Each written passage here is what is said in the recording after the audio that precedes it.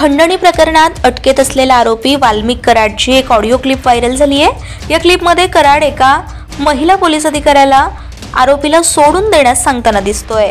शिवाय बीड जिल्ह्याचा मीच बाप आहे असं म्हणतानाही वाल्मिक दिसतोय। त्यामुळे आता खळबळ उडाली आहे। हे प्रकरण काय आहे, ही महिला पोलीस अधिकारी कोण आहे, आरोपी कोण आहे आणि असं काय घडलं होतं, असे अनेक प्रश्न या निमित्तानं निर्माण झाले आहेत।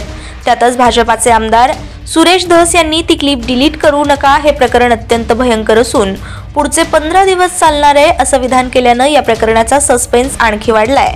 या क्लिपचा सिरियसनेसच तुम्हाला माहिती नाही, मला त्याचं गांभीर्य माहिती आहे। कराडनं कोणत्या महिला अधिकाऱ्याला फोन केला, ही महिला अधिकारी कोण आहे, तो आरोपी कोण आहे, आकांना फोन करण्याचं कारण काय, या सर्व गोष्टी मला माहीत आहेत। तुम्ही आधी जाऊन त्याचा शोध घ्या, नंतर मला विचारा, मी तुम्हाला उत्तर देईन। किरकोळ केस आहे हे कोण म्हणालं, मी नाही म्हणालो। त्या क्लिप मध्ये आले आकाने कोणत्या महिलेला फोन केला, प्रकरण काय आहे हे मीडियानं बाहेर आणावं, त्यानंतर मी काय उत्तर देईन। या क्लिपच्या संदर्भात माझ्याकडे भरपूर माहिती आहे, पण याचं उत्तर मी आज देणार नाही असं धस म्हणाले।